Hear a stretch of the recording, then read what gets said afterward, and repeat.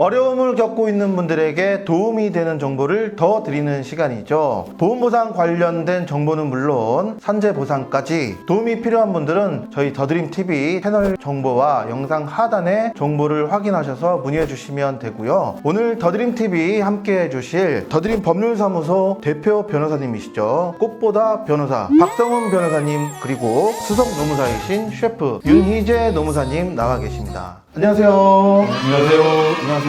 자, 먼저 오늘의 주제 살펴볼까요? 산재보상 끝이 아닌 시작. 네, 오늘은 산재보상 끝이 아닌 시작이라는 5월의 마지막 주제로 여러분들과 함께 할 텐데요. 지난번에 이 영상을 찍고 나서 주변에서 반응이 엄청나게 뜨겁고 막 핫하더라고요. 주변 반응이 어떠셨어요? 지난번 촬영 이후로 저희 부모님이 제일 신기해하셨고요. 그리고 또 제 친구들 중에 댓글로 저의 실상을 폭로하겠다 이런 친구들도 있었습니다. 그럼 좀 시간을 드릴 테니까 여기서 아예 자수를 한번 하시는 건 어떠실지.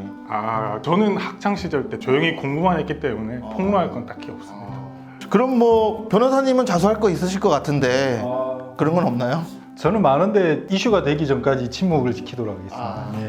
누군가가 제보하지 않는 한 당분간 조용할 것 같습니다.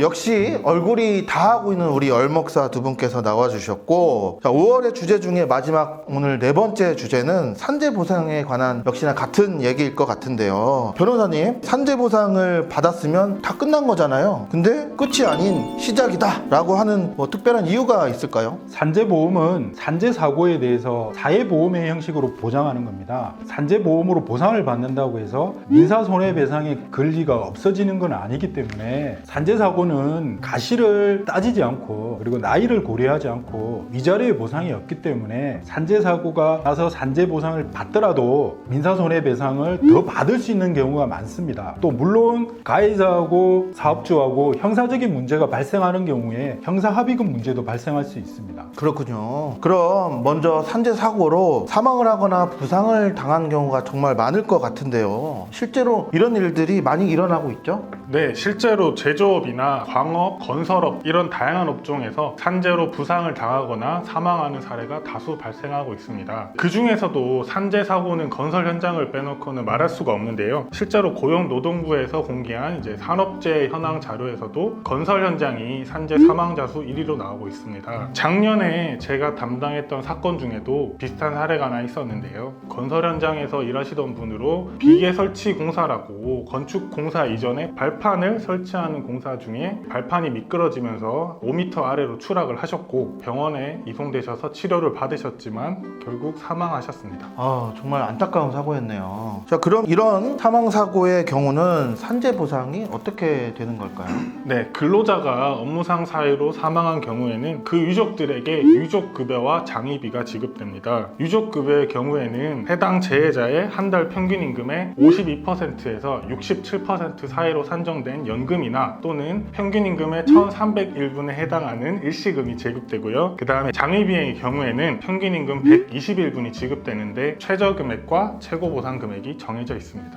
네, 유족급여와 장의비가 지급이 되는 거네요. 그럼 우리 시청자분들께서 보실 때는 모든 보상이 다 끝났다고 생각을 하실 건데, 근데 이게 왜 끝이 아닌 시작이 되는 건가요? 네, 산재보상이 끝났다 하더라도 크게 두 가지 해결해야 될 문제가 남아 있습니다. 하나는 형사 문제가 남아 있고요. 또 하나는 민사적인 문제가 남아 있습니다. 형사 그리고 민사적인 부분, 이렇게 정리하면 되겠죠. 자, 그럼 우리 시청자분들께서 이해하기 쉽게 사례를 하나 좀 소개를 해주실까요? 제가 진행한 사례를 소개하면 크레인을 타고 전기공사를 하다가 크레인이 넘어져서 사망한 사고입니다. 크레인 운전자가 눈 위에서 크레인 지지대를 설치하여 발생한 사고였습니다. 사망 근로자의 유족은 산재보상은 당연히 받을 수 있었고요. 전기공사업체가 가입한 근제보험과 크레인 운전자가 가입한 자동차 보험의 보상을 산재를 초과하는 부분에 대해서 받을 수 있었습니다. 또한 크레인 운전자가 형사적으로 기소된 상태였기 때문에 형사 합의금도 받을 수 있었습니다.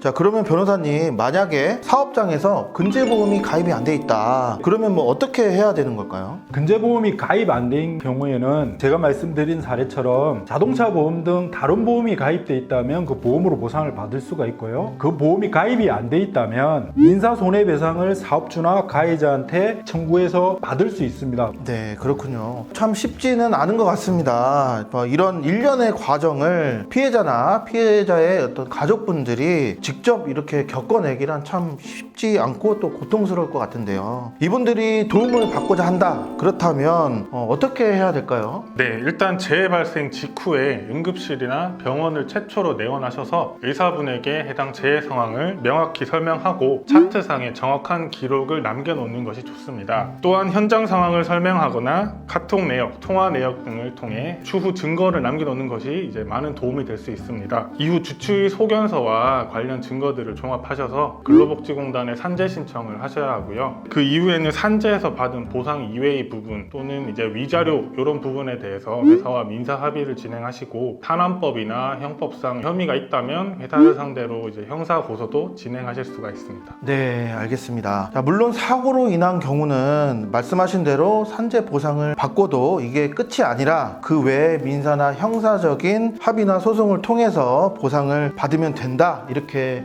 이해가 되는데요. 혹시 업무상의 사유로 암이나 질병 또는 과로로 인해서 심각한 후유장애나 사망에까지 이르게 됐다면 산재로 인정받은 이후에 이 또한 방금 말씀해 주셨던 것처럼 추가적인 보상들이 가능한가, 이게 좀 궁금한데요, 변호사님. 민사손해배상의 경우에는 상대방의 고의나 가시를 입증해 보상을 받을 수 있습니다. 가로나 직업성암 등 업무상 질병에 해당하는 경우에 사업주의 산업안전보건법 위반 등 회사의 가시를 잡을 수 있다면 어렵지만 충분히 가능할 것 같습니다. 네, 잘 알겠습니다. 자, 갑작스러운 사고는 결코 피할 수는 없는 것 같습니다. 자, 그래서 특히 산업안전과 관련해서 오로지 예방만이 답이라고 하는 것 같습니다. 자, 그러나 어느 날 갑자기 들이닥친 산업재해, 남아있는 피해자나 가족분들에게는 충분한 보상만이 유일한 위로가 될 수 있는 것 같습니다. 오늘은 산재보상 끝이 아닌 시작이라는 5월의 마지막 4번째 주제로 여러분들과 함께 하면서 알찬 정보를 드렸는데요. 두 분 끝으로 하시고 싶은 말씀 있는지 윤노무사님부터 말씀해 주시겠어요? 네. 이 영상을 참고하셔서 의연하고 꼼꼼하게 대처하신다면 분명 잘 이겨내실 수 있을 거라 생각하고요. 다만 그럼에도 추가적인 상담이나 도움이 필요하시다면 저희 영상 하단에 정보나 채널 정보를 통해 저에게 연락해 주시면 저희가 친절하게 상담해 드리도록 하겠습니다. 이 영상을 보고 도움이 되셨다면 좋아요와 구독 꼭 설정 부탁드리겠습니다. 알림 설정이죠? 알림 설정이요. 네, 오늘 홍보 요정까지 맡아주신 우리 꽃보다 변호사 박성 변호사님 감사드리고요. 자, 아쉽지만 오늘 영상은 여기까지고요. 끝까지 영상 시청해주신 시청자분들께 진심으로 감사드립니다. 저희는 다음 주인 6월에 더 좋은 주제를 선정해서 다시 여러분들을 찾아뵙도록 하겠습니다. 두 분 오늘 수고 많으셨습니다. 감사합니다. 네, 감사합니다. 감사합니다.